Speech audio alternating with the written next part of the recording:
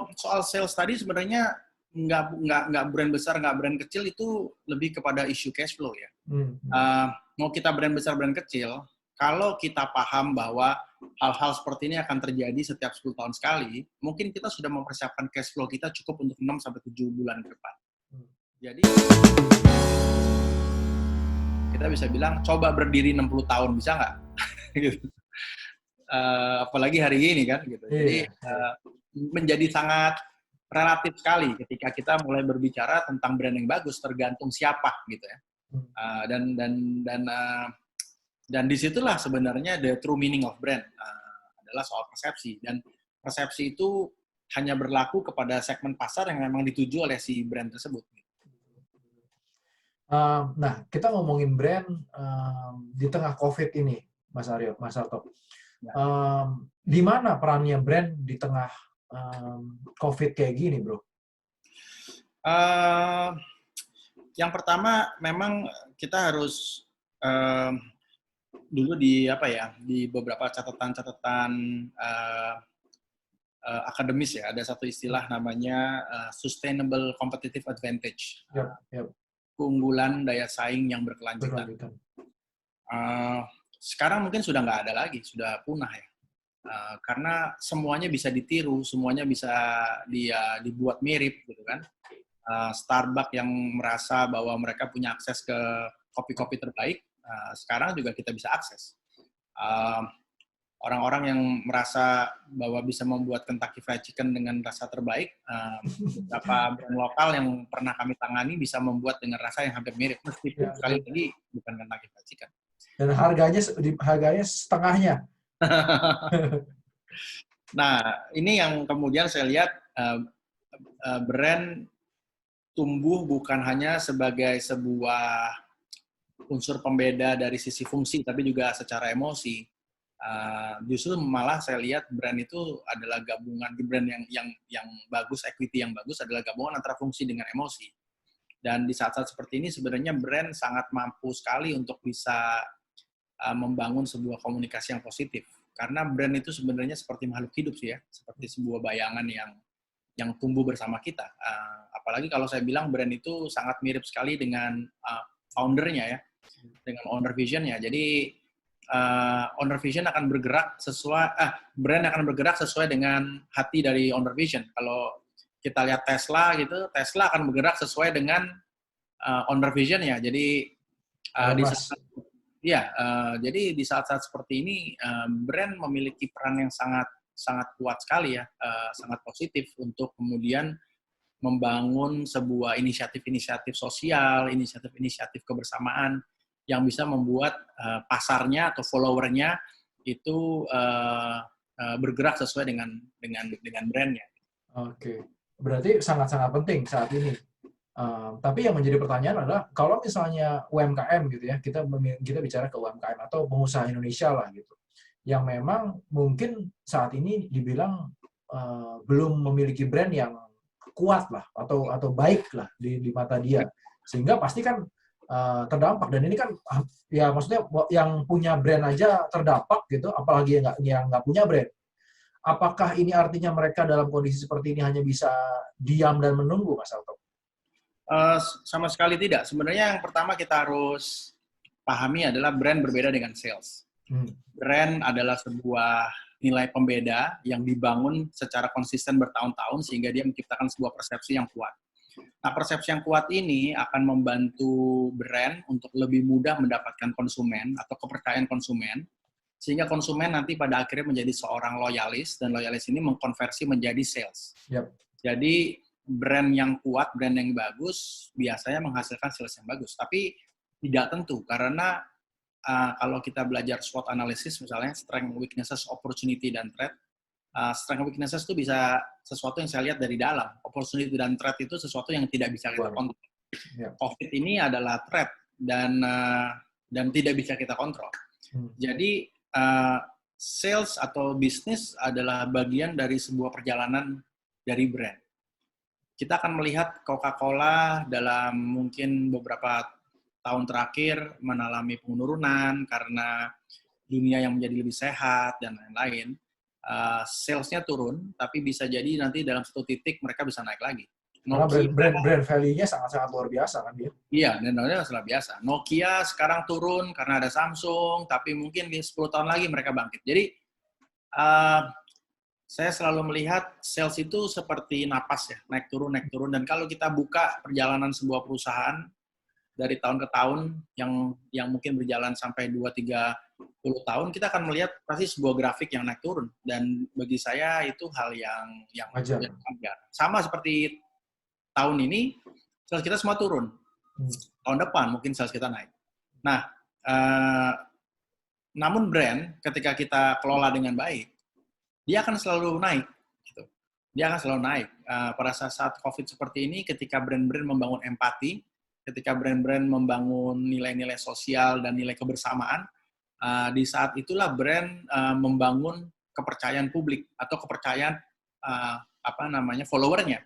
Dan brand yang melakukan aksi-aksi yang seperti itu di saat seperti ini, meskipun babak belur salesnya, tentu saja mendapatkan hati yang spesial di marketnya. In the long run berarti ya, dalam jangka panjang. Dan ini kan berbanding lurus ya. Saya bilang berbanding lurus adalah brand besar akan mengalami dampak yang besar, brand yang lebih kecil dampaknya lebih kecil. Jadi semuanya berbanding lurus. Bukan berarti brand tidak bisa melakukan sesuatu di masa COVID ini. Dan saya pikir justru peluang untuk membangun brand ada di saat ini, khususnya buat brand-brand kecil. Kenapa? Karena brand-brand kecil tidak memiliki beban-beban struktural yang besar dibandingkan. Cost-nya nggak terlalu besar. Betul. Sekarang bayangkan brand-brand yang mungkin besar sekali dan kemudian ada di mall-mall gitu ya. Yang sekarang sedang dilakukan oleh mereka adalah melakukan penundaan pembayaran lah, melakukan restrukturisasi lah, menyusun dan itu pekerjaan operasional yang sangat-sangat teknis dan membutuhkan waktu. Sementara brand kecil mungkin udah tinggal ya udah jualan aja ke sini, jualan ke situ gitu. Jadi lebih agile, lebih cepat untuk melakukan adjustment dengan kondisi. Dan saya pikir hari ini brand kecil memiliki kesempatan untuk mengejar brand besar justru pada saat COVID sih. Berarti sebenarnya kalau misalnya memang brand-brand kecil bisa menggunakan momen WFH ini atau PSBB ini dengan baik, justru ini bisa waktu untuk dia naik kelas, istilahnya. Iya, betul. Kalau soal sales tadi sebenarnya nggak brand besar, nggak brand kecil, itu lebih kepada isu cash flow ya. Mau kita brand besar, brand kecil, kalau kita paham bahwa hal-hal seperti ini akan terjadi setiap 10 tahun sekali, mungkin kita sudah mempersiapkan cash flow kita cukup untuk 6-7 bulan ke depan. Jadi,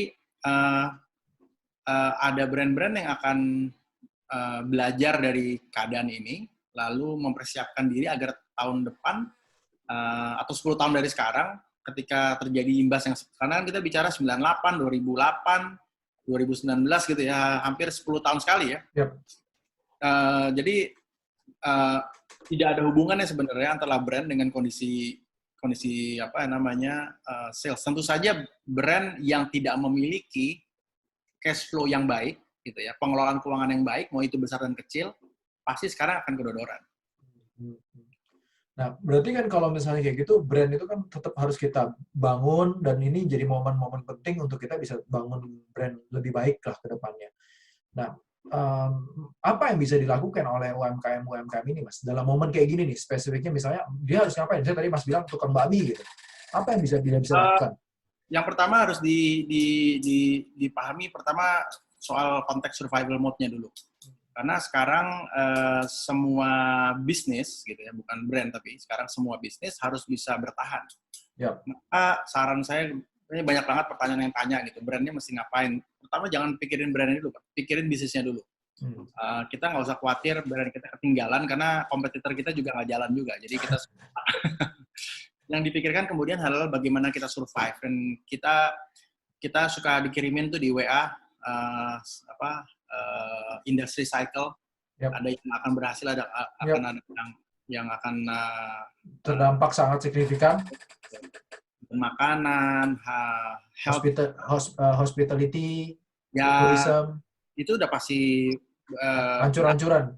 Jadi saya bilang sama teman-teman WO, ya jangan jadi WO sementara ini, jualan BAMI aja, saya bilang gitu. Karena itu yang hal yang paling real gitu. Dan bagi saya ketika kita seorang WO dan kita bilang bahwa hey sekarang saya jualan BAMI, di era yang sekarang seperti COVID ini, saya lebih cenderung itu akan menjadi sebuah empati bagi orang-orang yang berhubungan dengan brand itu, karena dia akan bilang, gila hebat ya, dia terus bergerak, terus tidak menyerah gitu.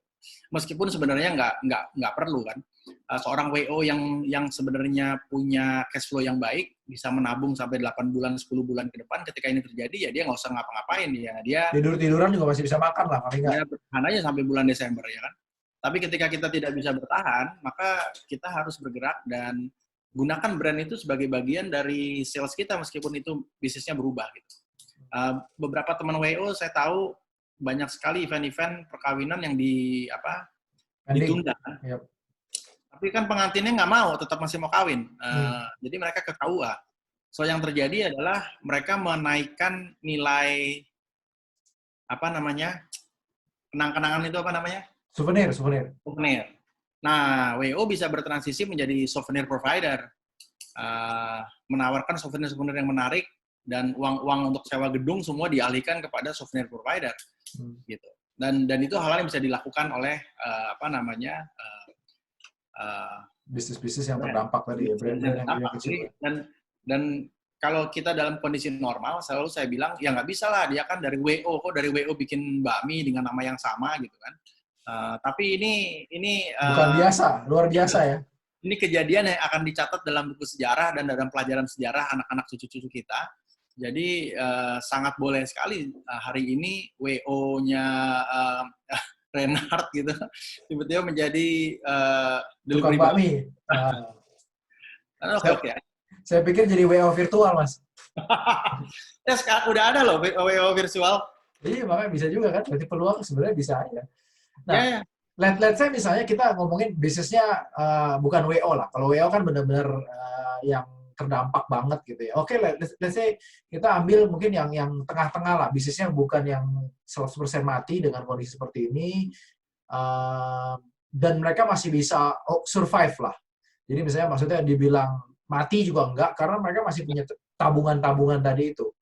Tentunya kan itu kan dari sisi operation, dari sisi cash flow masih lumayan ada cadangan. Ya.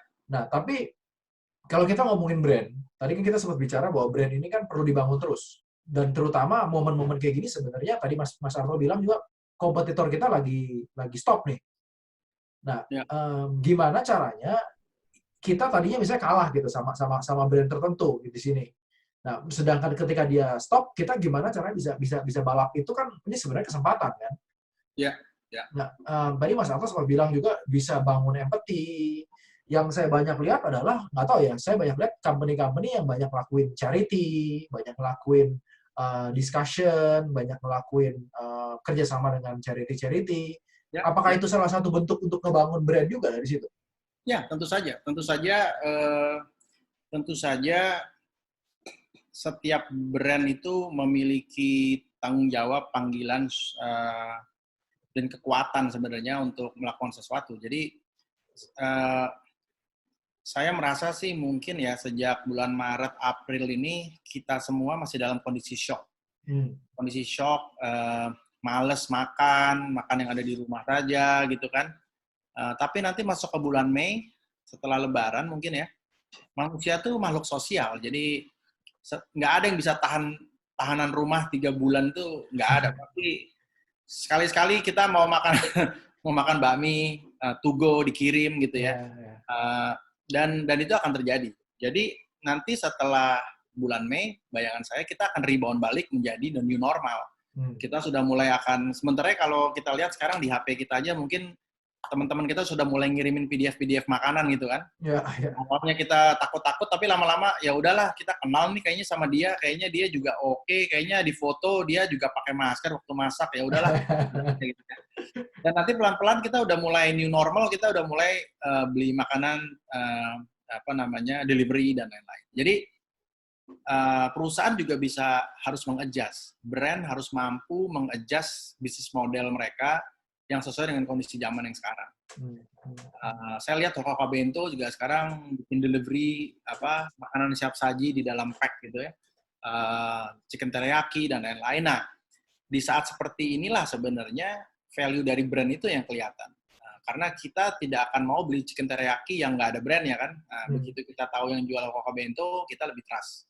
Gitu. Nah, ini yang kembali saya bilang, brand yang telah melakukan perusahaan yang telah menjalankan proses branding bertahun-tahun, disinilah saatnya mereka menuai. Bisa panen ya. Betul. Gitu. Berarti kalau saya lihat salah satu pembelajarannya dari COVID ini adalah selain kita tadi Mas Arto sempat bilang cash flow juga harus kita siapin gitu ya. Misalnya let's say kita bisa mundur gitu, mundur ke belakang. Cash flow harus disiapin dan juga memang investasi brand itu juga tetap penting untuk ngadepin masa-masa susah kayak begini. Betul. Karena bagi saya brand itu